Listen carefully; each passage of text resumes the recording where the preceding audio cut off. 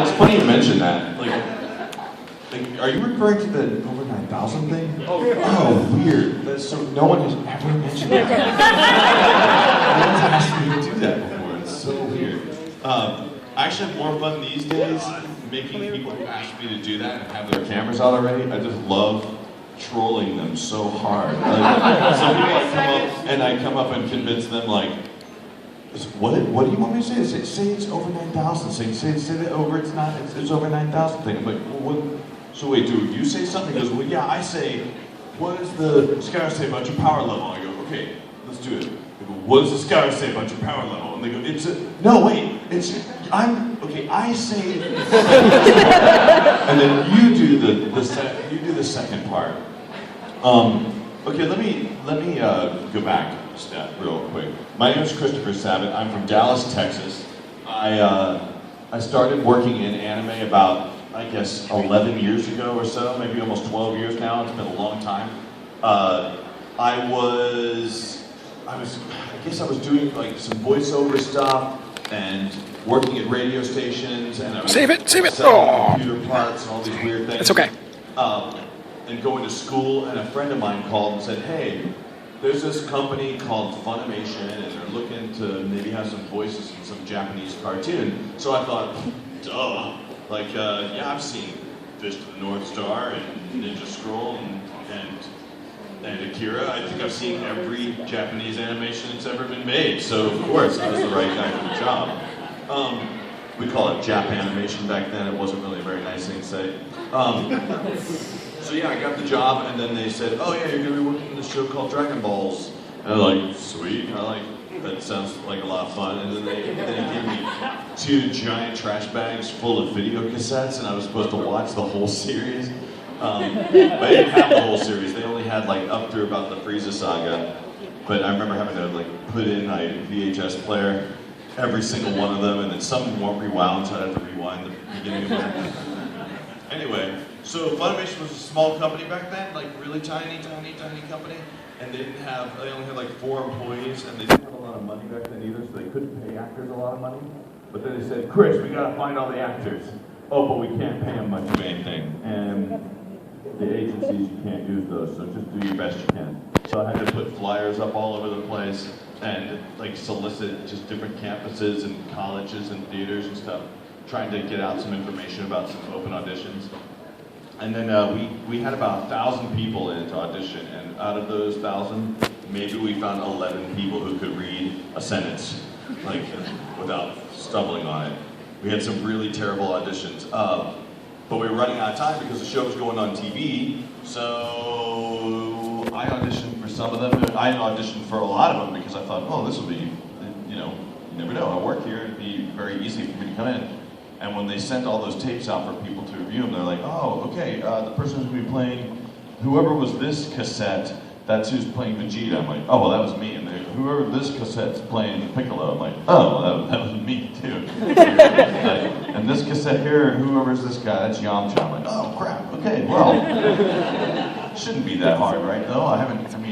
They aren't in the show a whole lot. I'd only seen them through, like, Gohan training in the woods, so it didn't seem like a big deal at the time. So, anyway, now that you have an introduction to that, I worked primarily on Dragon Ball Z forever, and then I did a bunch of other stuff. I'm Zoro in One Piece, I'm Alex Louis Armstrong in Fullmetal Alchemist, and Ayame in Fruits Basket, and Hero in Sergeant Frog, and 4 other things that I can never remember. Nope, that's not one of those. Nah, never heard of it. Wait, yes, both of those too. I have a studio in Dallas, so I'm just giving you this information in case it might help you form some better questions. I mean, not that yours was bad or anything, just, I have a studio in Dallas, it's called Okratron 5000, and we do music and voiceover and sound design for video games, including, most recently, Borderlands, but we've done a fair other amount of games. Thank you. Borderlands 2 was the most fun we've ever had working on a video game, really. At least it had the best script of any game we've ever worked on. Because that guy Anthony Birch is the scriptwriter. Do you guys know of that show called Hey Ash, What You Playin'? You ever heard of it? If you haven't, you should go watch it because they're stupid funny. I want to watch them right now. Yes, we can't. All right, so now, with all that junk said, do you have any other questions, or did I answer them all? Ah, yes. What would happen if two of the characters you voiced in the past, Major Alex Louise Armstrong and Elfman from Fairy Tale, were to meet? Oh my God. I think all of anime would suddenly explode. They would just sort of cancel each other out. You wouldn't be able to hear them, sort of. They'd say stuff, but because of phase cancellation, they would just, you wouldn't be able to hear them at all. Anime universe! Yes, a black hole in the anime universe, otherwise known as Panty and Stocking.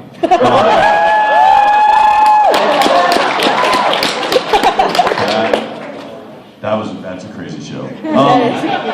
Understatement! Yeah.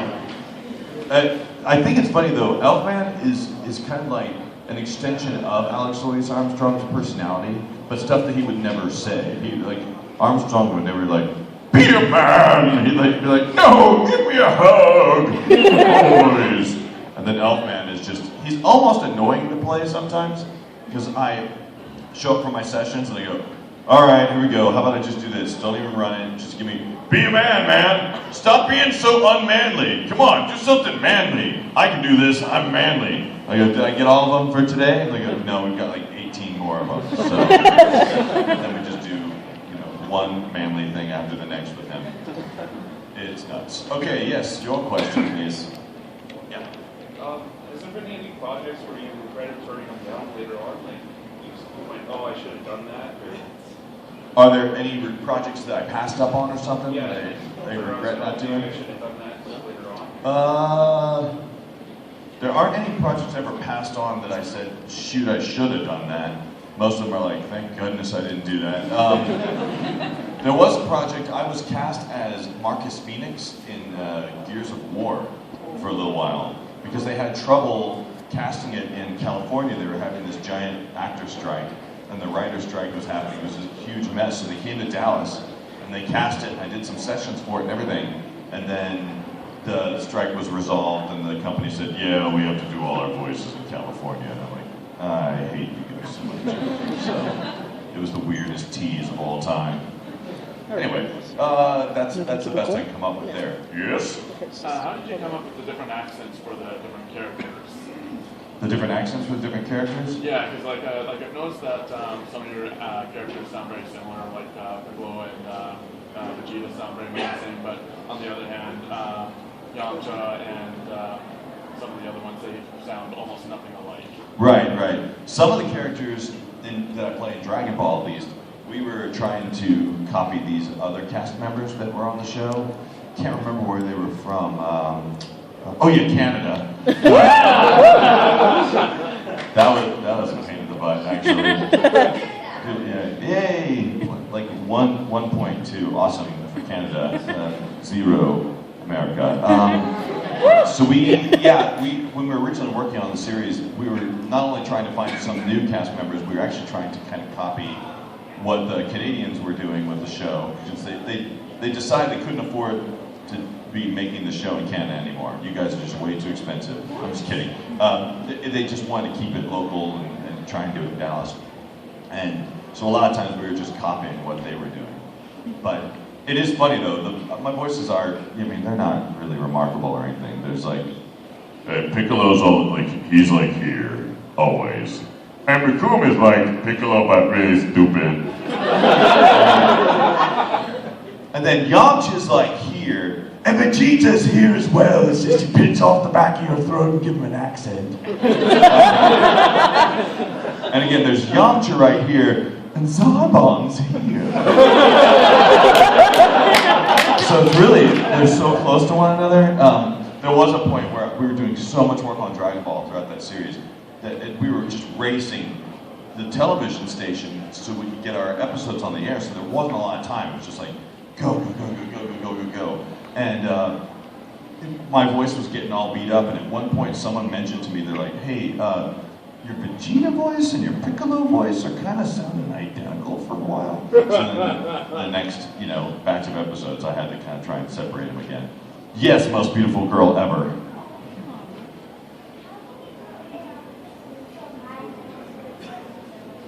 How do I do Ayame's voice? Because it's so high, most of my other voices are super low. That's actually a secret. Can't tell you. No, it is actually, it's weird. Guys with super, super, super deep voices actually have sometimes very high voices. Before I had they have high falsetto voices. Like this is me talking basically out of my chest and out of my stomach. But I can be way up here, which is called my head voice. And it's kind of crazy and high. That's all like way up in my head and the top part of my nose of my voice. And weird thing is, I was between 6th and 7th grade, and I sounded just like Ayame all the time. I sounded like you. Like when I was your age, I sounded exactly like you, like a tiny, tiny person. And then between 6th and 7th grade, something happened, I think called puberty, and my voice literally dropped to almost as deep as it is now. And I walked downstairs like, "Hey, Mom!" And she dropped everything. And she almost had, she like screamed, "I need an adult," and she called 911. I'm like, "No, it's just me, Mom." But having a really low voice my whole life was awesome, because it got me out of a lot of things. I could call up a school and go, "Hi, this is Don Sabat. My son's just not feeling so good today, so it's all possible. I'm just going to keep him home. He's just kind of hold on to his assignments. He'll probably be fine. He'll be able to come in by Friday and just pick him up all over the weekend." "Okay, thank you very much, dear." And then I had my parents' signature completely forged, so that was easy as well. I'm scared to think if I was that crafty, that my daughter, who's now 2.5, is going to be even more crafty. And I've already decided I'm going to have to put like 4 different GPS units in her car, like 4 tracking devices. One in an obvious place to where she'll go, "Oh, Dad," and she thinks she's got it removed, and then I'll have another one in there hidden somewhere. I think your daughter's going to sound like you. Do you know what's weird? My daughter is starting to sound like me, and I don't know if it's because I talk to her a lot in a deep voice, but she's not afraid of monsters. Let me tell you that. She's 2.5, has no fear of monsters, because ever since she was a kid, I was always like, and then she loves the sound of monsters. She thinks that's really funny. In fact, anytime she hears any sort of monster growl, she thinks that all monsters are only mad because they need a Band-Aid. So she'll walk around the house going, "Our monster need Band-Aid." It's really cute. But recently she's been starting to, I've been really trying to train her to do some stuff that I always thought girls, when I were directing them, have been directing them over the years, were kind of weak at. So I'm trying to train her so that she has the skill set that she won't have to be trained later on. Girls, directing anime and directing guys and girls separately, I've noticed that guys are really good if you put them in a scene and you're like, "Hey, watch this scene with all this fighting and gunplay and action and jumping and kicking and punching. Just go ahead and watch it, and we're going to play it again, have you record and do all those sounds." And most guys are just like, "Oh, beep, yeah, this is just like my childhood. I used to do this all the time."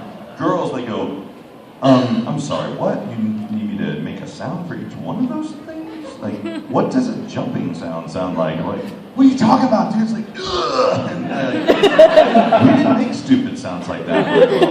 Now, on the other hand, I'm not saying that girls have this terrible weakness and that's all they have as actresses. When it comes to dialogue, girls are awesome. They're amazing. Like, Colleen Clinkenbeard can fly through pages of stuff without ever having to take a break. That girl just like whips through so much of it.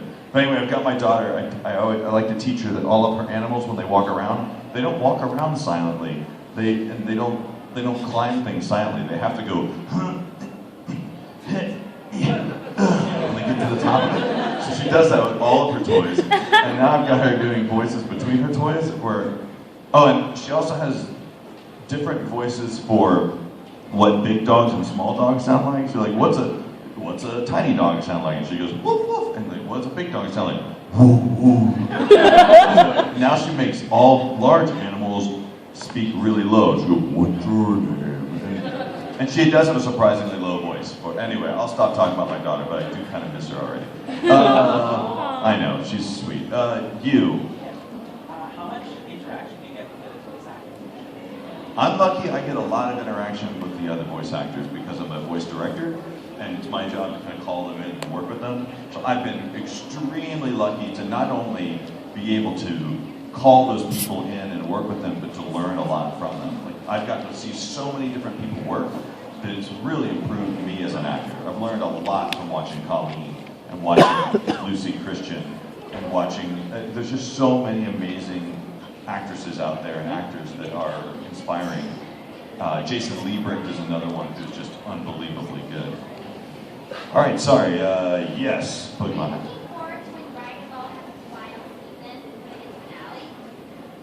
For Dragon Ball has its final season, like its finale? Am I looking forward to it being over? No, I don't want it to be over.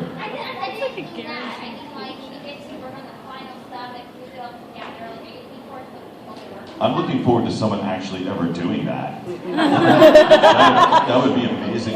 No, it's a valid question. I've heard rumors that and seriously, I've heard rumors just like you guys have heard rumors. I have no connection with anyone who works in any of these places. But someone was telling me that they've heard rumors about another 200 episodes of Dragon Ball. I don't know if that's even true. I don't want to spread that because that could be completely false. But it would be nice because Dragon Ball Z just never goes away. I've said this on a lot of other panels. Like, Dragon Ball Z is kind of like a Dragon Ball Z villain, where you think it's gone, and then the smoke clears, and Dragon Ball Z is still standing there going. Because arms, shoulders are moving, and then the rest of its body is, or something. God, there's so many funny moments in Dragon Ball, like so many little funny errors. You ever notice that sometimes, like, they'll be doing a scene where they're looking around, and like Tien's eyeballs will look the opposite direction. I've saved on a hard drive somewhere anytime Goku or one of the characters ever talking, and they've forgotten to draw one of their eyeballs back in, and then they just sort of fade it back in. It's like this drift eye situation where like, hey guys, what are y'all doing? I think we should get like the eyeball just starts on the side of the screen. Oh, but one of them's looking at you straight, the other one like. It's kind of scary. Over there. Yes, this is the nice sword. I know we get your attention. Piccolo, are you Yoshi? Am I a Yoshi? No. I love those guys, by the way. Team 4-Star guys are awesome. Let's give a round of applause for Team 4-Star.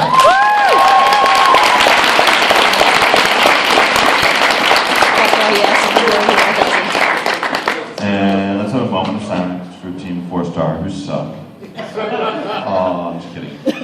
Wish they were here now. Let's see. You. Are there any anime roles that you weren't considered for but wish you did voice? Were there any anime roles I was considered for but didn't Not get? considered for but Oh. wish you did. So basically what other... Anything you wanted to do. Yeah, what would I want to do? It's hard for me to say because I've gotten so many darn good roles that I can't even imagine something that I didn't get. There are video game roles, like I'd love to have been Solid Snake.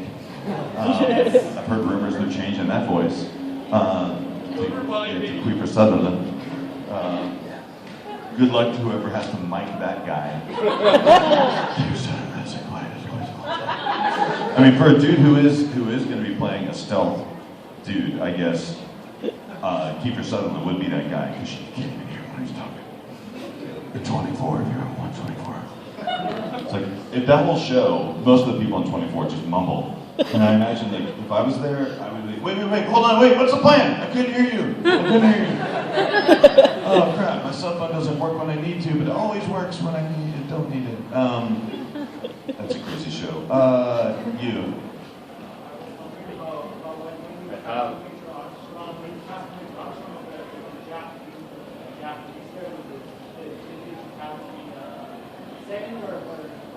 Actually, there's a whole lot of noise coming from that door.